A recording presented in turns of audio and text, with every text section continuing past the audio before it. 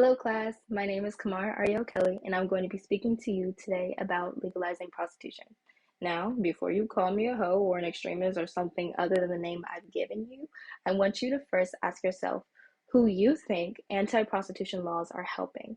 And I want you to keep thinking about that long after the speech is done. Before we get into any arguments for or against prostitution, let's define it. I like the definition provided by the Britannica. It goes like this. Prostitution is the practice of engaging in relatively indiscriminate sexual activity, in general with someone who is not a spouse or a friend, in exchange for immediate payment in money or other valuables.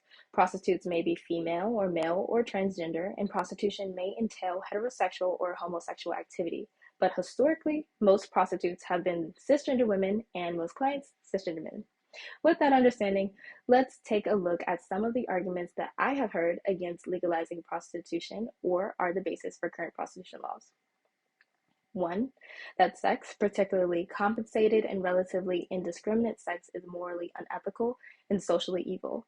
Two, that it is unhygienic. And three, that legalizing prostitution will increase sexual violence against women and children. So let's break that down one by one. The first argument places prostitution and those who work in the field under immoral hedonistic status.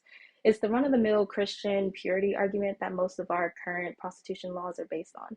I suppose if you're under the pretense that the United States government is a good and righteous judge of morality and ethics, particularly on the subject of personal rights and freedoms, then you could also believe that prostitution is morally unethical and socially evil. But the United States government is the same country built off the profits gained from forced labors, sexual and unsexual, as of Black and brown people without any acknowledgement or reconciliation for their heinous acts. By that history, the US government is actually one of the world's largest pimps. So how then is that same government bestowed the authority or moral high ground to speak on the commodification of people's bodies? 2. Through my research, there appears to be no definitive data associating a decrease in human trafficking to the existence or strictness of anti-prostitution laws. In fact, the US State Department reports that the majority of human trafficking in the world takes the form of forced labor, aka slavery, which they have done. And the International Labor Organization concurs. Forced commercial sexual exploitation represents only 11% of all cases of trafficking worldwide. The International Organization for Migration reported the identical figure of 11% of cases. These anti-prostitution laws do not appear to even address the issues of human trafficking. So the argument that these punitive laws keep our women and children safe is null and void. 3. If you believe that anti-prostitution laws are somehow fulfilling a public health need, how do you explain that the rates of STIs are from 5 to 60 times higher among sex workers than in general populations? These harsh laws are not protecting the people that are impacted the most, nor do they offer resources to those individuals who are seeking out prostitution for economic purposes that may have an STI or an STD or some other disease associated with those acts. These laws are often predatory and targeted against the poor, queer, and brown. Police confiscation of condoms and the use of condoms as the basis for arrest have negatively impacted the health of transgender people throughout the United States.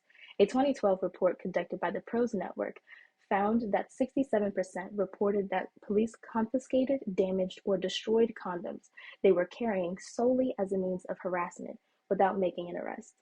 Studies from around the country reveal persistent police use of profiling to harass and falsely or selectively arrest based on race and gender presentation. Not to mention the arbitrary statutes that prostitution cases are based on. Did you know that it is not necessary to actually engage in any sexual act or receive any payment to be convicted for prostitution? In all states where prostitution is illegal, the intentions of the would-be client are irrelevant. The alleged prostitute can be convicted even if that client doesn't actually intend to participate in any sexual contact. As long as the courts can prove that the sex worker had intent of prostitution, they can arrest and convict. You can also be denied admission into the US if you have engaged in prostitution within 10 years of the date of application for a visa, admission, or adjustment to your citizenship status. None of those punishments for sexual acts, intent, or offerings protect society, or the parties engaged in the alleged crime. I have a really hard time digesting any of the information I've shared with you all today as fair and just. I am someone who believes that the objective of any government should always be to create a more fair, loving, and successful society. I cannot agree that anti prostitution laws are supporting any of those objectives. It is the criminalization of prostitution that is not only unhelpful, but harmful to women, sex workers, the poor, the Black and brown, and the queer. That is why legalizing prostitution is more in line with creating a more successful society than the opposite. Thank you for your time.